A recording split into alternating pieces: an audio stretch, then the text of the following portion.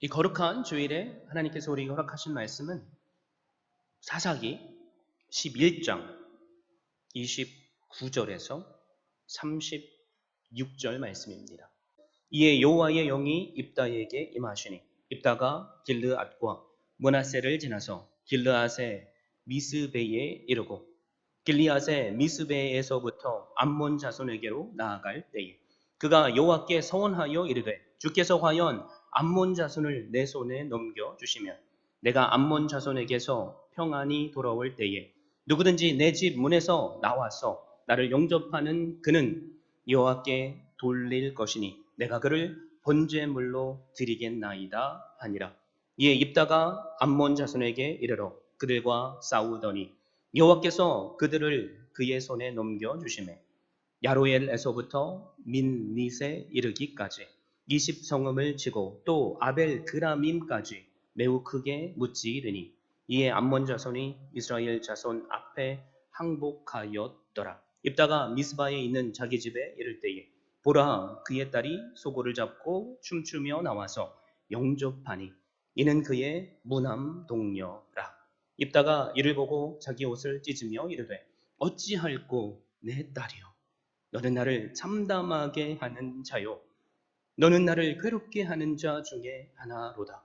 내가 여호와를 향하여 입을 열었으니 능히 돌이키지 못하리로다 하니 딸이 그에게 이르되 나의 아버지여 아버지께서 여호와를 향하여 입을 여셨으니 아버지의 입에서 낸 말씀대로 내게 행하소서. 이는 여호와께서 아버지를 위하여 아버지의 대적 암몬 자손에게 원수를 갚으셨음이니이다 하니라. 아멘. 저는 이 귀한 주일에 주신 말씀을 힘입어서 협상과 사사 입다라는 제목으로 말씀을 증거하고자 합니다. 우리가 매주 주일 사사기의 말씀을 함께 상고하고 있죠. 사사기 10장 6절 말씀 우리가 함께 읽지는 않았지만 보면 이스라엘이 섬기던 신들의 명단이 기록되어 있습니다. 바알들, 아스타롯, 아람의 신들, 시돈의 신들, 모압의 신들, 암몬 자손의 신들, 블레셋 사람의 신들. 완전수를 의미하는 7가지 우상들이 나옵니다. 이것을 통해서 우리가 무엇을 깨닫게 됩니까?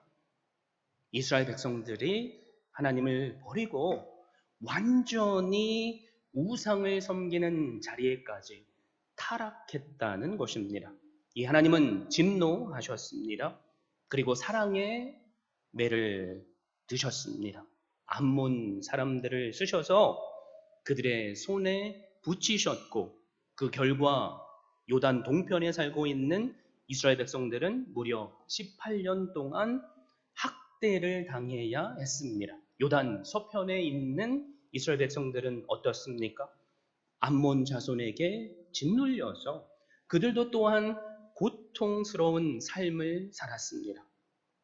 이 18년이라는 긴 시간이 지난 후에야 이스라엘 백성들은 깨닫게 되죠. 그리고 하나님 앞에 회개하게 됩니다.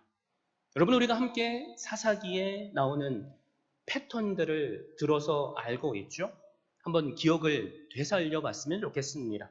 이스라엘 백성들이 범죄를 하죠. 그때 하나님은 무엇을 하십니까? 진노를 하십니다.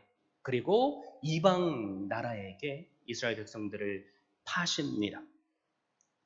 핍박이 일어나게 될 때, 그때 이스라엘 백성들은 회개합니다. 그리고 하나님은 그들의 회개를 들으시고 사사를 세우셔서 그들을 구원해 주십니다. 평안의 시대가 시작되면 어김없이 찾아오는 것이 있죠. 그것은 은혜를 잊어버리는 망각입니다. 여러분, 오늘 우리가 살펴보는 이 말씀을 보면 회개하고 하나님께 돌아오면 하나님은 사사를 세우셨는데 더 이상 사사를 세워주시지 않는다는 것입니다.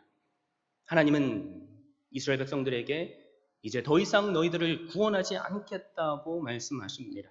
그리고 오히려 너희가 섬겨 있는 우상 신들에게 가서 도와달라고 부르짖으라 라고까지 말씀하십니다.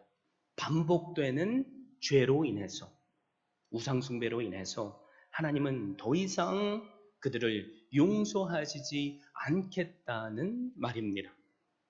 우리는 이 장면을 통해서 우리 자신을 돌아봐야만 합니다. 우리도 반복해서 짓는 죄들이 있죠.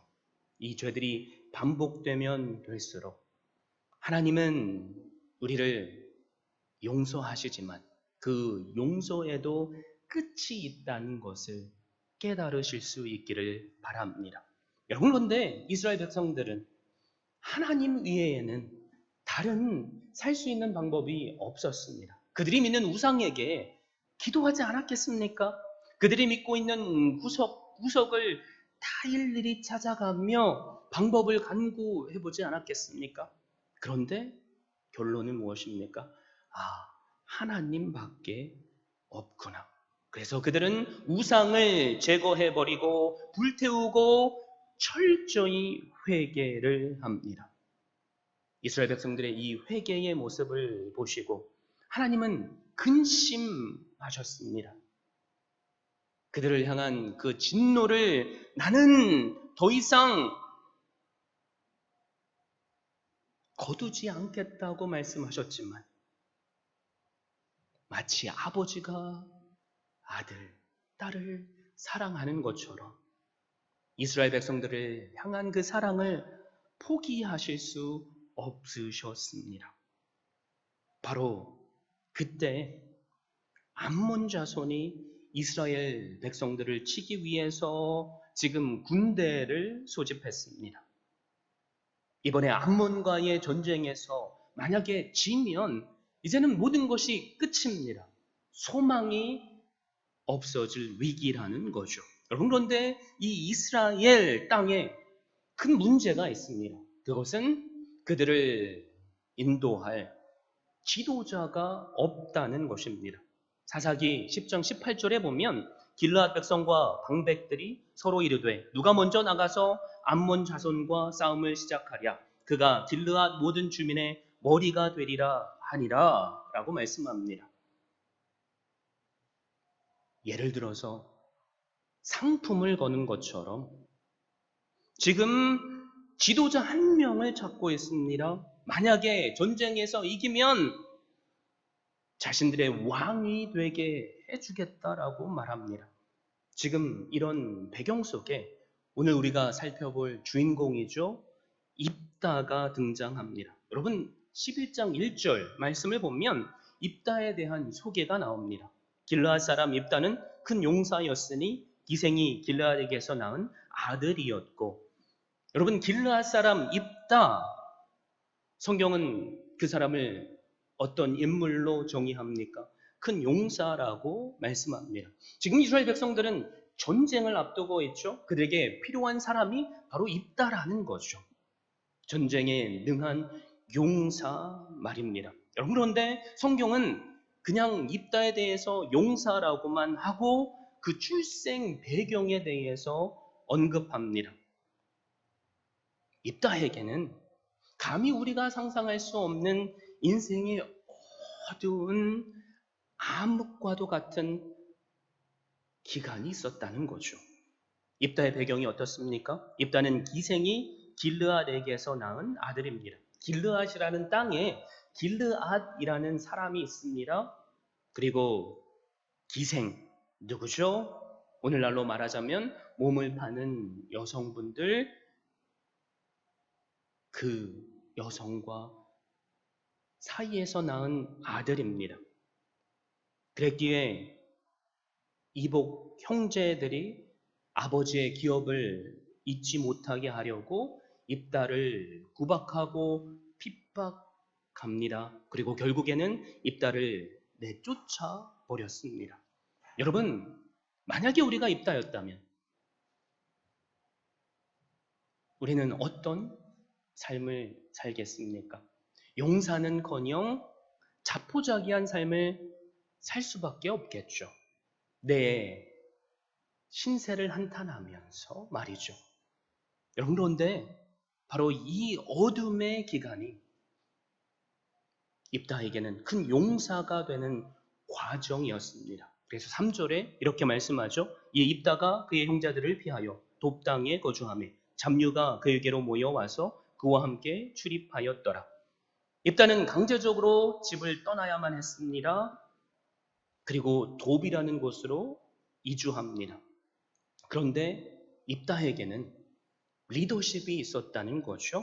잡류들이 그에게 모입니다. 여기서 말하는 잡류들은 오늘날로 말하자면 불량배들이라고 할 수 있습니다. 그들의 지도자가 되었다는 거죠. 그리고 성경은 출입하였다라고 말하죠.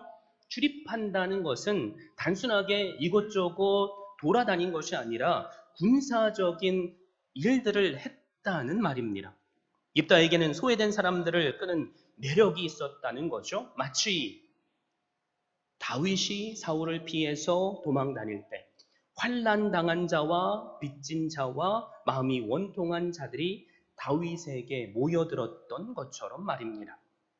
비록 모인 사람들은 비주류의 사람들, 세상이 인정을 받지 못하는 불량배 취급을 받았지만 입다를 리더로 따랐으며 그리고 입다는 그들 가운데서 리더십을 발휘했습니다.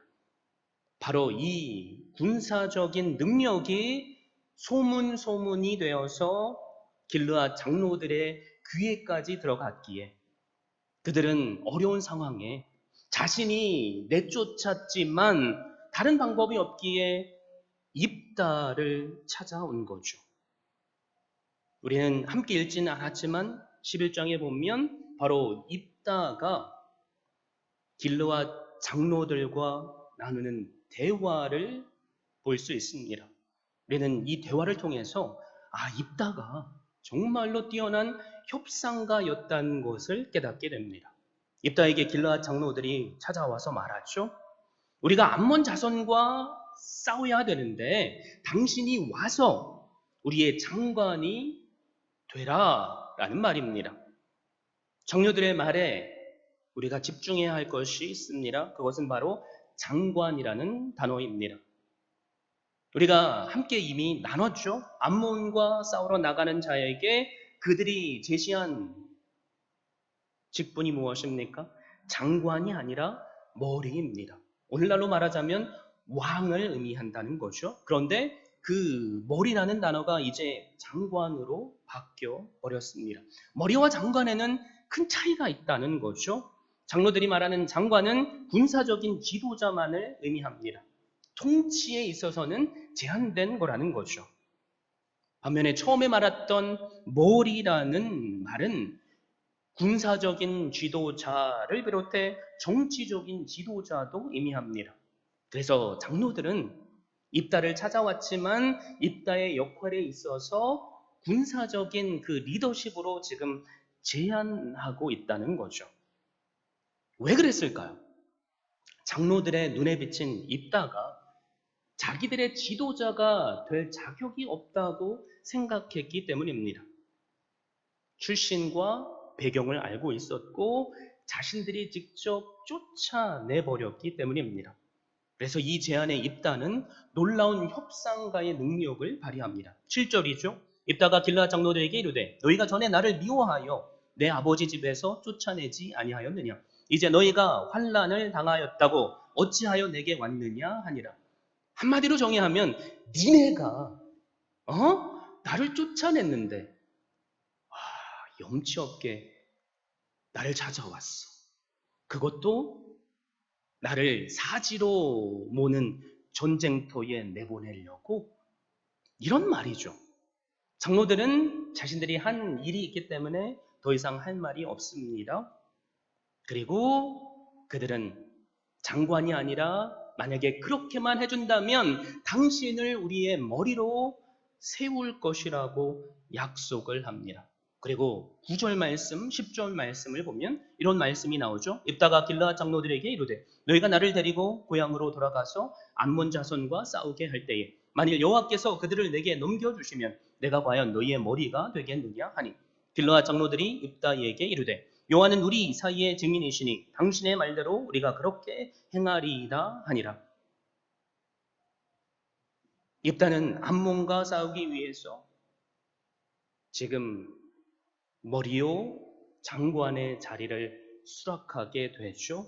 그리고 이들은 하나님의 이름으로 서로 맹세를 합니다. 입다의 모습에서 장로들과의 대화를 통해서 놀라운 협상가의 능력을 함께 보게 된다는 거죠. 이러한 협상가로서의 입다의 재능은 머리가 된 이후에도 나타납니다. 암몬 왕과 대화를 시작을 하죠. 지금 전쟁을 앞두고 있습니다. 왜 입다는 대화를 시도하고 있습니까? 우리가 꼭 알아야 할 것이 있습니다. 싸우지 않고 이기는 것이 더 위대한 승리가 되기 때문입니다. 그래서 12절에 보면 이렇게 말씀하죠. 입다가 암몬 자손의 왕에게 사자들을 보내 이르되 내가 나와 무슨 상관이 있기에 내 땅을 치러 내게 왔느냐 하니, 우리는 이 모습을 통해서 지도자가 된 입다의 모습을 살펴보고 있습니다. 한 나라의 머리로서 암몬 왕과 맞서고 있습니다. 도대체 당신이 무슨 이유로 우리를 공격하냐는 거죠. 그때 암몬 왕은 단 한마디 대답을 합니다. 네가 살고 있는 땅 사실 내 거야. 지도자로서 입다는 위기에 처해 있죠. 그런데 우리가 읽지는 않았지만 15절에서 27절까지 말씀을 보면 입다가 논리적으로, 때로는 신학적인 증거와 역사적인 증거를 대면서 지금 자신들이 살고 있는 땅이 암몬 사람과는 상관없는 땅이라는 것을 증거하고 있습니다. 첫 번째는 역사적인 사실을 근거해서 말이죠. 출애굽 때의 그 역사적인 상황을 설명하면서 이스라엘은 암몬 사람의 땅을 단 한순간도 뺏은 적이 없다고 말합니다. 그리고 지금 살고 있는 땅은 아모리 사람과 전쟁에서 이겼기에 그 땅을 차지했다고 말합니다. 암몬과는 상관이 없다는 거죠. 그리고 두 번째로 신학적인 논리를 펼칩니다. 암몬 왕이 문제 삼은 땅은 하나님께서 이스라엘에게 주신 땅이라는 거죠. 그러기에 이 땅에 문제가 있다면 너희는 너희가 믿는 신에게 그것을 요구하라고까지 자신 있는 말을 합니다. 그들이 믿는 신은 우상이죠. 그 어떤 것도 해줄 수 없습니다. 그리고 세 번째는 모압과의 과거 관계를 통해서 증거합니다. 모압 왕 발락이 있었죠. 이스라엘의 땅을 차지하기 위해 이스라엘과 싸우지 않았습니다. 모압은 암몬과도 같은 입장인데 아무런 문제를 지금까지 제시하지 않았는데 왜 굳이 상관없는 너희 암몬 사람들이 문제를 제기하냐는 거죠. 그리고 마지막으로 300년이나 지금 지난 시점에서 그동안 가만히 있다가 왜 굳이 하필 이때에 그런 시비를 거냐고 말합니다. 그리고 입다가 결론을 내리죠. 너희들이 바로 이 시점에서 시비를 거는 유일한 이유가 있다면 이스라엘이 너의 눈에 볼 때 약하기 때문이다. 그래서 힘으로 그 땅을 빼앗으려고 하는 것이 아니냐. 그러면서 아주 중요한 말로 결론을 짓습니다. 11장 27절 말씀입니다.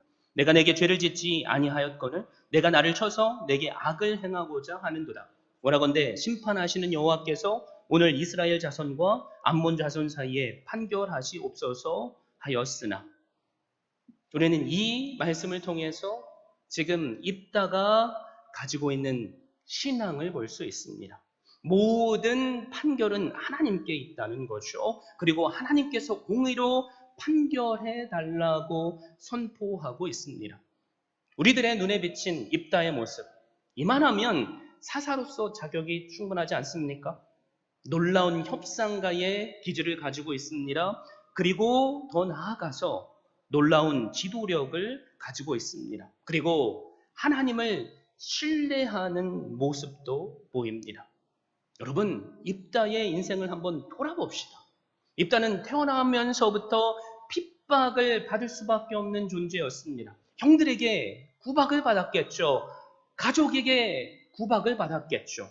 그리고 마을에 나가도 장로들과 마을 사람들이 너는 사생아야, 너는 제대로 태어날 수 없었던 비극의 운명이야 라고 이런 비수와 같은 말을 들었을 것입니다. 태어나면서부터 그런 운명. 그런데 이 입다에겐 사람을 끄는 매력이 있습니다. 주변에 여러 소외된 사람들이 모입니다. 여러분, 우리가 이미 살펴봤죠. 아비멜렉이라는 기드온의 아들이 있죠.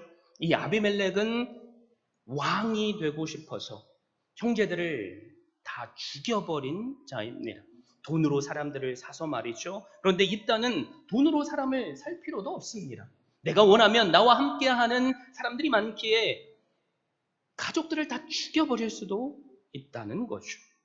그런데 입다는 그렇게 행하지 않았습니다. 인생에 굴곡이 있었지만, 그리고 여러 가지 문제가 있었지만, 그 누구에게도 하소연할 수 없는 일들이 있었지만, 입다에게 우리가 배워야 할 것이 있다면 바로 기다림, 이것입니다. 내 마음에 어려운 일들이 있을지라도, 내가 세상을 향해서 불평하고 불만하고 나에게 지금 주어진 영향력으로 나쁜 일들을 할 수 있었을지라도, 입다는 사실 하나님께서 주실 기회를 손용하며 기다리고 있었습니다. 사랑하는 성도 여러분, 오늘을 사는 우리는 어떻습니까? 우리도 인생을 사는 가운데 여러 어려움들을 만납니다. 여기에서 나는 아무런 문제 없이 지금까지 잘 살고 앞으로도 잘 살 것입니다. 하실 수 있는 분 계십니까? 단 한 분도 없죠. 이 자리에서 나에게 말할 기회가 주어지면 1시간이든 2시간이든 10시간이든 굴곡진 우리의 인생을 우리도 이야기할 수 있습니다. 여러분, 오늘 입다의 모습을 통해서 우리가 꼭 기억해야 할 것이 무엇입니까?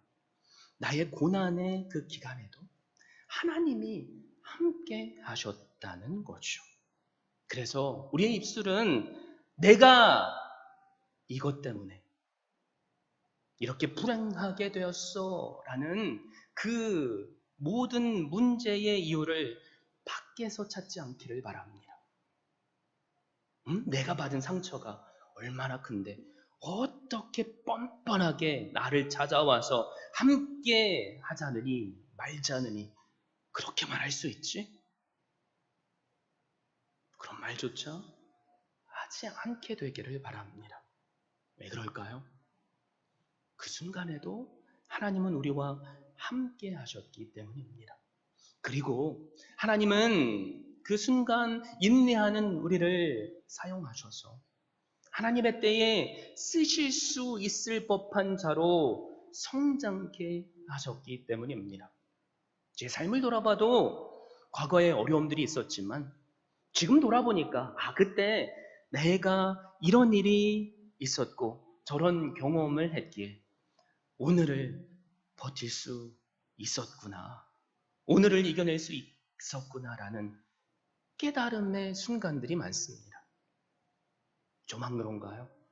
우리 모두의 깨달음이지 않습니까? 그러므로 오늘 우리에게 필요한 것이 있다면 허락하신 자리가 고난의 자리일지라도 우리가 믿는 하나님을 바라보고 모든 내 삶의 주권을 그리고 판단과 판결을 입다처럼 하나님께 맡기는 것입니다. 입다는 하나님께 맡겼죠. 그러니까 29절에 보면 놀라운 일이 일어납니다. 여호와의 영이 입다에게 임했습니다. 여러분, 우리가 지금 사사기를 통해서 배우고 있는 것, 전쟁 앞에 섰을 때 승리의 필요 충분 조건이 무엇입니까? 내가 놀라운 용사이어야만 합니까? 나한테 수천 수만 명의 군사가 있어야만 합니까? 수백 대의 수천 대의 전차가 있어야만 합니까? 아니죠. 승리의 필수 조건, 그것은 여호와의 영이 임하시는 것입니다. 바로 이 입다에게도 여호와의 영이 임했습니다. 전쟁을 할 수밖에 없는 상황에 처했지만 우리는 여호와의 영이 임했다는 이 말씀을 통해서 이제 입다는 승리하겠구나 라는 예상을 할 수 있습니다. 우리의 예상을 하나님은 뒤집지 않으셨죠. 하나님은 입다에게 놀라운 승리를 주십니다. 그런데 전쟁을 하기에 앞서 입다가 무엇을 하고 있습니까? 오늘 우리가 함께 말씀을 읽었죠. 하나님 앞에 서원을 합니다. 만약에 암몬 자손을 제게 넘겨주시면 저희 집에서 승리 후에 가장 먼저 나오는 그 사람을 하나님께 제물로 번제로 바치겠습니다. 사랑하는 성도 여러분, 입다는 그냥 승리의 필수 조건 되시는 여호와의 영을 힘입어서 전쟁터에 나가면 됩니다. 소원을 하든 하지 않든 승리는 그에게 보장되었기 때문입니다. 자, 그렇다면 왜 입다는 하나님께 소원하고 있습니까? 우리의 과거를 한번 돌아봅시다. 왜 우리도 과거에 어려울 때 하나님께 소원했냐는 거죠. 그 이유가 있다면 입다 자신의 그 출생과 인생의 굴곡진 험난한 삶 때문입니다. 우리도 마찬가지라는 거죠. 입다는 주목받지 못하는 삶을 살았습니다. 출신의 약점이 있습니다. 그래서 입다는 만약에 암몬과의 전쟁이라는 기회가 없다면 죽을 때까지 비주류의 그렇고 그런 삶을 살아야만 됩니다. 그런데 일생일대의 놀라운 기회가 찾아오는 거죠. 이스라엘의 머리가 되어서 다스릴 수 있는 기회입니다. 만약에 우리가 입다였다면 얼마나 이 기회를 붙잡고 싶었겠습니까? 그런데 조건이 있죠. 전쟁에서 승리를 거두느냐 못하냐입니다. 여러분, 이 전쟁 쉽게 넘어갈 게 아니라는 거죠. 이 전쟁은 입다에게는 모든 것을 잃어버리느냐 아니면 모든 것을 얻느냐 하는 중요한 전쟁입니다. 그래서 입다는 지금 승리가 절실했던 거죠. 이 절실한 순간에 우리도 그렇지만 입다에게 필요한 것이 있다면 전적으로 하나님만을 신뢰하는 것입니다. 여러분, 그런데 입다는 뭐라고 했죠? 자기가 지금 가장 잘할 수 있는 것, 협상을 하고 있습니다. 누구와 협상을 합니까?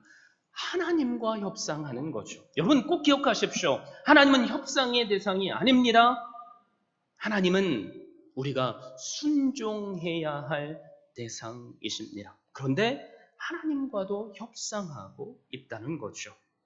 하나님께서 나에게 이것을 해주시면 저도 그만한 것을 해드리겠습니다. 머리를 쥐어 짜내고 짜내도 지금 자기가 생각한 것 이상만큼 하나님께 내걸 조건이 없다는 거죠. 마치 누군가의 마음을 얻기 위해서 뇌물을 두는 것처럼 하나님을 내 승리를 위해서 이용하고 있습니다. 여러분, 하나님은 이미 입다를 선택하셨고 입다를 사사로 세우셨고 성령을 부어주셨습니다. 그래서 그냥 순종하면 승리는 저절로 따라옵니다. 입다의 승리가 자신의 소원에 달려있지 않다는 거죠. 여러분, 놀라운 승리를 입다가 거뒀죠. 만약에 우리가 입다였다면 얼마나 기뻤겠습니까? 이미 머릿속에는 내 앞날의 인생의 날들이 청사진처럼 쫙 펼쳐졌을 것입니다. 나를 핍박하고 무시했던 너희들이 이제는 나를 왕처럼 섬길 거지? 야, 봐봐. 나 이런 사람이야. 얼마나 기쁠까요? 여러분, 그런데 그 승리의 기쁨은 단 한순간에 다 날아가 버렸습니다. 34절에 이렇게 말씀하죠. 입다가 미스바에 있는 자기 집에 이를 때에 보라, 그의 딸이 소고를 잡고 춤추며 나와서 영접하니 이는 그의 무남 동녀라. 여러분, 모든 것을 얻었다고 생각하는 바로 그 순간 입다는 모든 것이 아니라 가장 소중한 것을 잃어버리는 순간이 되었습니다. 희극이 한순간에 비극이 된 거죠. 그래서 입다의 반응이 어떻습니까? 자기 옷을 찢으며 통곡합니다. 딸을 향해서 너는 나를 참담하게 하는 자라, 나를 괴롭게 하는 자라 라고 말합니다. 그리고 내가 여호와를 향하여 입을 열었으니 능히 돌이키지 못하리로다 라고 말합니다. 괴로워하고 있습니다. 여러분, 그런데 그 괴로움도, 딸을 사랑하는 그 사랑도 자기의 소원을 돌이킬 수는 없었습니다. 그 이유가 무엇입니까? 우리가 흔히 이렇게 말하죠. 하나님께 한 소원은 그 어떤 것이든 무조건 지켜야 해. 지금 입다가 그런 마음 때문에 소원을 지키고 있습니까? 여러분, 오해하지 마십시오. 절대 아닙니다.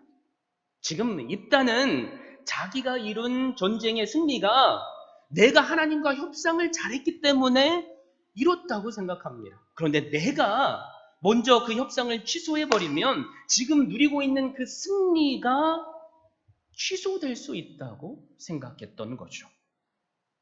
일생일대의 기회입니다. 딸이라도 희생시켜서 내가 지금 이 승리를, 내가 바라던 지도자의 그 자리를 지킬 수 있다면 그렇게 할 수밖에 없다는 거죠.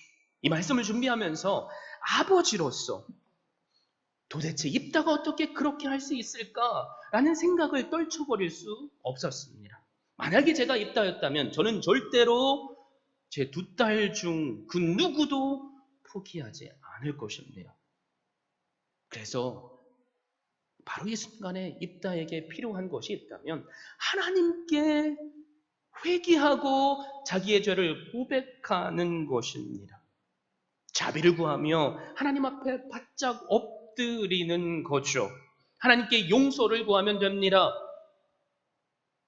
내가 악한 것을 하기로 하나님께 소원했을지라도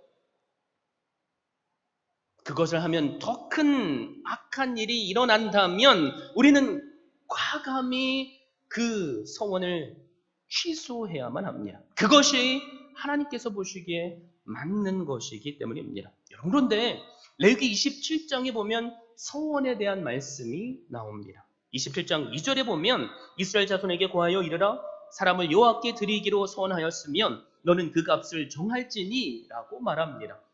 이 속전에 율법의 제도가 있다는 거죠. 그래서 5살에서 20세의 남자의 경우는 은 20세겔을 하나님께 바치면 됩니다. 여자의 경우는 은 30세겔, 그리고 20세에서 60세의 남자의 경우는 은 50세겔, 여자의 경우는 은 30세겔을 바치면 됩니다. 60세 이상의 남자는 은 15세겔, 여자의 경우는 은 10세겔을 하나님께 속전으로 바치면 됩니다. 분명히 입다에게는 되돌릴 수 있는, 지금 자신이 행한 실수를 바로잡을 수 있는 기회가 있었다는 거죠. 그런데 입다는 그렇게 하지 않습니다. 다시 말씀드리지만 왜 그렇습니까?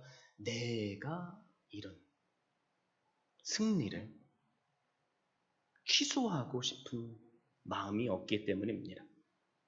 그래서 하나뿐인 딸을 희생시키려고 합니다. 여러분, 그런데 놀라운 것은 그 딸의 고백입니다. 36절이죠. 딸이 그에게 이르되 나의 아버지여, 아버지께서 여호와를 향하여 입을 여셨으니 아버지의 입에서 낸 말씀대로 내게 행하소서. 이는 여호와께서 아버지를 위하여 아버지의 대적 암몬 자손에게 원수를 갚으셨음이니이다 하니라. 딸도 아버지가 소원한 대로 자신에게 행하라고 말하죠. 놀라운 고백입니다. 아버지를 위해서 기꺼이 자기 자신을 희생하고 있는 거죠. 어떻게 보면 입다의 딸이 더 성숙해 보이기까지 합니다. 그런데 다시 고민하고 고민해도 아버지의 마음을 가진 저의 머리로는 이 말씀이 이해가 되지 않습니다. 내가 죽으면 죽었지. 어떻게 딸을 번제로 바칠 수 있냐는 거죠. 여러분, 그런데 권력의 눈이 멀면, 재물의 눈이 멀면 어떤 일을 하죠? 내 권력을 유지하기 위해서 역사적으로 수많은 왕들이 한 악행이 있죠. 경쟁자를 죽여버리는 것. 여러분, 오늘도 이런 일들이 일어납니다. 내가 부자가 되기 위해서 아내에게 사망보험금을 수십 개를 들어놓고 사고로 가장해서 아내를 죽이는, 말도 안 되는 사람들이 있다는 거죠. 혹시 이런 모습이 우리 안에 있지는 않습니까? 내 자신을 한번 돌아봤으면 좋겠습니다. 여러분, 우리가 꼭 기억해야 할 것이 있다면 하나님께서는 그 누구도 사람을 제물로 바치는 것을 허락하지 않으셨다는 것입니다. 심지어 그것을 가증한 행위라고까지 말씀하십니다. 신명기 12장 31절에서 이렇게 말씀하죠. 내 하나님 여호와께서는 내가 그와 같이 행하지 못할 것이라. 그들은 여호와께서 꺼리시며 가증히 여기시는 일을 그들의 신들에게 행하여 심지어 자기들의 자녀를 불살라 그들의 신들에게 드렸느니라. 사랑하는 성도 여러분, 왜 입다는 말씀에 분명한 기준이 제시되어 있음에도 불구하고 자기의 딸을 번제로 드렸습니까? 가장 본질적인 이유가 있다고 했죠. 내가 이룬 성공을 포기하고 싶은 마음이 없기 때문입니다. 그리고 두 번째, 입다는 하나님을 알긴 알았지만 하나님을 향한 제대로 된 지식이 없었기 때문입니다. 그래서 입다가 가진 하나님을 향한 지식은 변질된 지식입니다. 입다가 사는 그 시대를 한번 보십시오. 그 시대는 우상들에게 자기의 아이들까지 바치는 말도 안 되는 일들이 일어나고 있습니다. 그것을 입다도 보고 영향을 받으며 자랐다는 거죠. 그러니까 나도 모르게 내 머릿속에 자리 잡은 것이 무엇입니까? 나도 그 정도는 해야지 하나님의 인정을 받을 수 있겠구나 라는 것입니다. 세상에 살고 있지만 세상의 문화에 동화되지 않고 거룩한 삶을 살아야 하는데 사사기에 나오는 사사들을 비롯해서 이스라엘 백성들의 특징이 무엇입니까? 내 소견대로 하나님의 말씀을 요리하고 내 마음대로 살았다는 거죠. 그래서 호세아서에서는 뭐라고 말하죠? 여호와를 아는 지식이 없기에 이스라엘 백성들이 망한다고 말합니다. 입다는 경솔하게 하나님께 소원했습니다. 그리고 자신의 하나밖에 없는 딸을 희생시켜야만 했습니다. 사랑하는 성도 여러분, 이 모습이 오늘 사는 우리의 모습일 수도 있습니다. 우리가 이 땅에 살지만 얼마나 많이 하나님의 말씀을 거역하며 살고 있습니까? 그래서 많은 분들이 목사님, 제가 성경에 대해서 더 많이 알면 알수록 제 마음의 부담감이 더 큽니다. 왜냐하면 전에는 몰랐으니까 그렇게 살았는데 이제는 아니까 제 마음이 부대껴서 자꾸 그렇게 살지 않아야만 될 것 같습니다. 그런 생각일 때가 우리에게도 종종 있죠. 그래서 우리에게 오늘 필요한 것은 하나님을 아는 지식입니다. 성경 공부의 기회들이 있죠. 제자 훈련의 기회들이 있습니다. 우리가 하나님을 향한 올바른 지식이 없다면 나도 모르는 사이에 세상과 동화되어서 하나님께서 기뻐하시지 않는 입다의 일들을 우리가 한다는 거죠.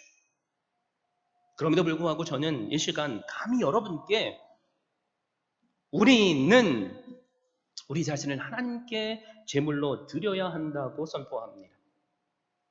입다는 자기 자신을 하나님께 드린 것이 아니라 누군가를 드린 거죠. 조건을 다른 사람에게 걸었습니다. 여러분, 소원 기도는 내가 받은 은혜가 크기에 내 자신을 하나님께 드리는 것입니다. 그래서 로마서 12장 1절 2절에는 사도 바울이 뭐라고 선포합니까? 그러므로 형제들아 내가 하나님의 모든 자비하심으로 너희를 권하노니 너희 몸을 하나님이 기뻐하시는 거룩한 산죄물로 드리라. 이는 너희가 드릴 영적 예배니라. 너희는 이 세대를 본받지 말고 오직 마음을 새롭게 함으로 변화를 받아 하나님의 선하시고 기뻐하시고 온전하신 뜻이 무엇인지 분별하도록 하라. 우리에게 뭐라고 하나님께서 선포하십니까? 너의 몸을 하나님께서 기뻐하시는 산죄물로 드리라고 말씀합니다. 그런데 우리의 재물은 죽으면 안 됩니다. 우리라는 재물은 오늘도 여전히 살아 있어야만 합니다. 죽어서 드리는 헌신이 아니라 살면서 드려야 한다는 거죠. 그 이유가 무엇입니까? 나 대신 예수 그리스도께서 죽어주셨기 때문입니다. 내 죄를 예수님께서 다 짊어지셨습니다. 그리고 십자가 위에서 하나님께 바쳐드려지는 번제물이 되셨습니다. 그래서 우리가 예수 그리스도를 믿으면 우리는 새 생명이 우리에게 주어지게 되고 오늘을 하나님께서 기뻐 받으시는 산제물로 드릴 수 있습니다. 그러므로 이 시간 내 자신을 한번 돌아봅시다. 혹시 내 삶 가운데 고난이 있습니까? 사람들에게 나누기조차 부끄러운 일들이 있습니까? 그 순간에도 인내하십시오.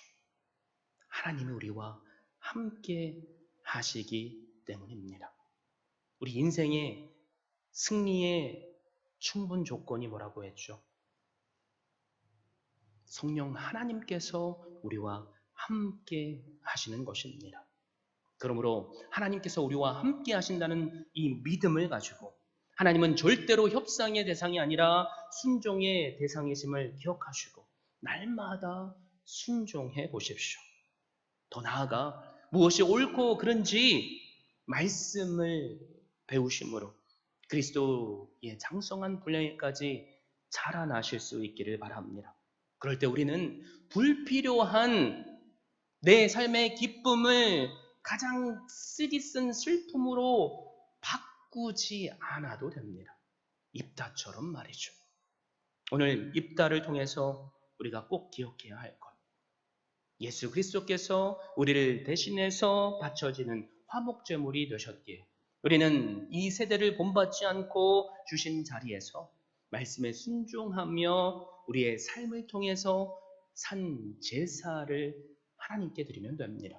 저에게 이 시간 소망이 있다면 우리가 그런 삶을 사는 것을 통해 첫 번째는 하나님께 영광이 되고 두 번째는 내 삶의 기쁨이 되며 나를 통해서 놀라운 선한 영향력이 우리의 주변에까지 흘러내려가는 한 분 한 분 될 수 있기를 주님의 이름으로 축원드립니다.